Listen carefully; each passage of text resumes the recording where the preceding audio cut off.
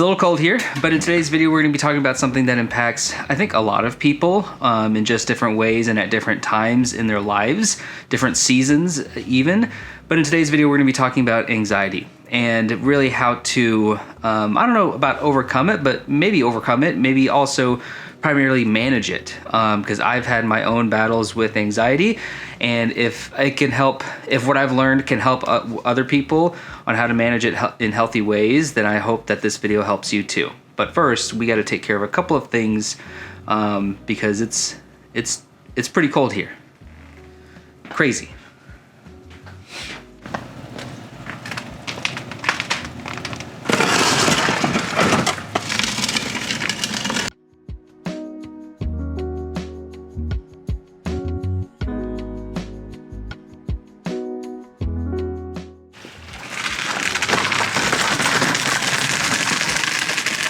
I know this might look like snow, but it's 100% ice. And walking on even the grass, it's like walking on a frozen lake. You can just hear the ice crack all across your footsteps. So first things first about managing your anxiety, I would start off with breathing exercises and relaxation. Just the other day, I was feeling pretty anxious about a couple of things. Sometimes it could be something specific, and sometimes it could just be just out of nowhere. Just the other night, I was feeling a little bit anxious about something. I went in, and if you don't have this app called Calm, I would highly recommend it. I know there's a couple of other ones like Headspace and 10% Happier. I use Calm, and I like it, and I enjoy it, and I use that, and actually right after the 10-minute meditation series, I fell asleep, and I was out for the rest of the night. I would start off with controlling your breath when you are anxious, because severe anxiety can lead to like a panic attack where you're having trouble breathing. But that's the first thing that really starts to shallow when you start to feel anxiety. Your body tenses up, you have shallow breathing, and so if you can control your breathing, you can actually start to manage the anxiety. Holy cow, it's cold, which is a really good thing. And then after controlling your breath, I would go into some type of relaxation, meditation, and I use guided ones just for myself, but if you can do it by yourself, then obviously go right ahead and do that. Now, number two, I'm gonna try to make happen here in a little bit, which is exercise. Time to work out.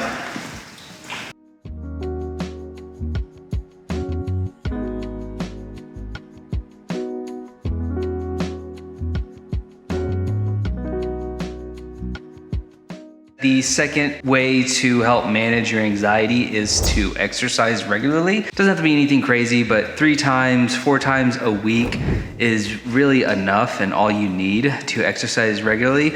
And what this is gonna do, it's gonna help reduce your stress. So obviously stress can sometimes lead to the anxiety that you're having. And also it'll improve your mood too. So one thing that I've noticed over the past couple of months or so when I am in those anxious moments, what led up to some of those severely anxious moments is my lack of exercising regularly the week prior. So if I miss a couple of days of exercising, I can tell that my mood starts to go down and the stress starts to build up. And when those two things happen, I start to get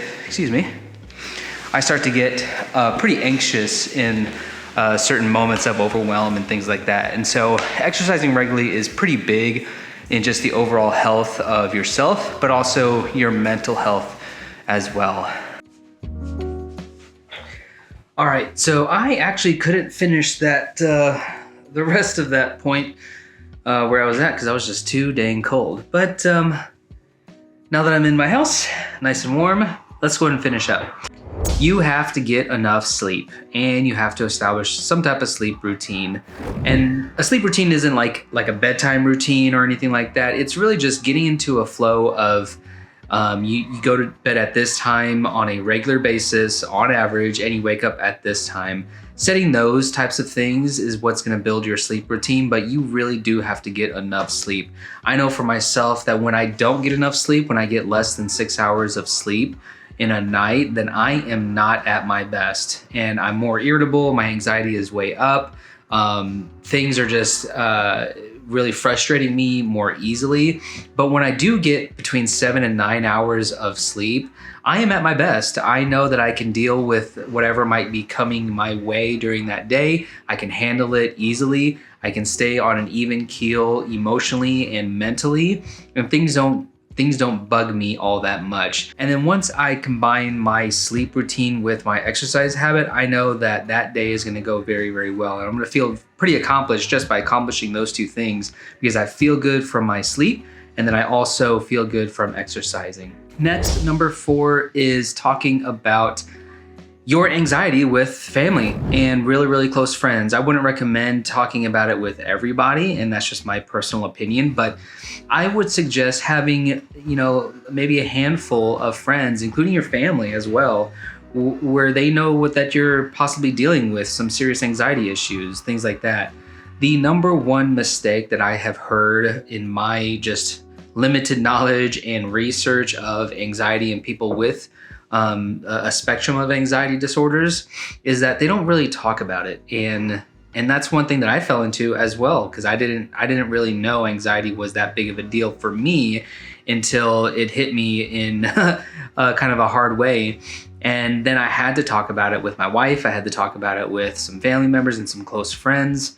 And I just had to talk about it, and that actually brings into light the thing that you might be hiding from other people. And that's actually a really, really good thing, because it kind of frees you up. You're not hiding this thing, whether you know it or not. Like for me, I didn't know that I had a struggle with anxiety. I really didn't. But whether you know it or not, once you bring it into light, once you tell other people, once you tell your spouse, people that are really close to you about it, and talk about what you're dealing with and what you're thinking about, it really just brings it to light and really frees you up. It lightens you up quite a bit. And so I would recommend communicating and connecting with close friends and family members about what you're going through, whatever it might be. And the biggest thing, at least for me, is that when I do reach out to them and they don't respond on my timeline, kind of a thing, that's okay. That's really okay. It's the fact that you're reaching out and you're trying to connect with other people, specifically for just communicating about what might be going on, what you're thinking about, or just connecting with them and asking them how their day is going, what they're up to, the things that they're thinking about. One of the biggest things that I've found when connecting with other people and dealing with anxiety isn't really maybe just to talk about it, but it's just really to talk about them. Really just connect with them for them's sake, not for your own sake. Because then it really does get into kind of like a one-way street relationship, where all you're talking about is your anxiety struggles and problems and the things that you're thinking about. But I would recommend that when you do communicate and connect with close friends and family members, that they at least know that you are dealing with this, but then just talk to them. Just talk to them about them and see how their day is going, how their week is going, what they're doing in their jobs and things like that. And that really takes it off of you. And I wouldn't say it puts it onto them, but it makes you think about them and somebody else, and versus you thinking about you, which isn't always the best thing. So let's go on to the last one, at number 5. This one is just taking breaks and doing things that you actually enjoy, whether that's reading a book, whether that's gardening, finding a hobby that you just actually enjoy, that could take your mind and your emotions away from whatever it is you might be thinking about, and just for you to really just enjoy doing something active. That's one thing that I would do. I know reading may not seem physically active, but it is mentally active, where you're diving into a book that you might really, really like. And it doesn't have to be nonfiction. It could just be a fiction book. Something that you might like, Ready Player One, Ready Player Two, the Da Vinci Code series, any type of book or series that you might be into. Really just dive into that and really just enjoy the story that you're getting in, and let it take you away for a moment, at least, from your current reality. Let the story just take you along. Now, I would recommend healthy ways for you to do this instead of unhealthy ways. I think video games are a kind of a nice escape when you're dealing with a couple of these things, but they can be a slippery slope if you really get into it and become obsessive about it. But for myself, I don't play that many video games, and so the times that I do, it's not really a hobby. I like to play it with friends, but that doesn't happen all that often because I've got kids to worry about and take care of. but really just find an escape. Gardening, cooking, you know, doing something with your hands, carpentry, building something, Legos even, you know, model airplanes or model cars, whatever it is that you might be into. Find a hobby that you can really just, that can help you escape from your current reality, and just dive into that hobby. Because it does take you, it does give you a break mentally and emotionally, and it just puts you in this flow state of just creating. You know, I think that's one of the big things. Maybe it's music. It just gets you in a flow state of just creating and building and thinking critically, and overcoming certain obstacles with that activity or hobby that you might be going into. And it's just a nice, healthy escape and break from whatever might be causing you the anxiety and stress. So guys, that's all I have for you in this video. I hope this provided some value and you found something out of those 5 tips to help manage and reduce the anxiety that is in your life. Like I said, it is a spectrum, you know, it's not just on and off.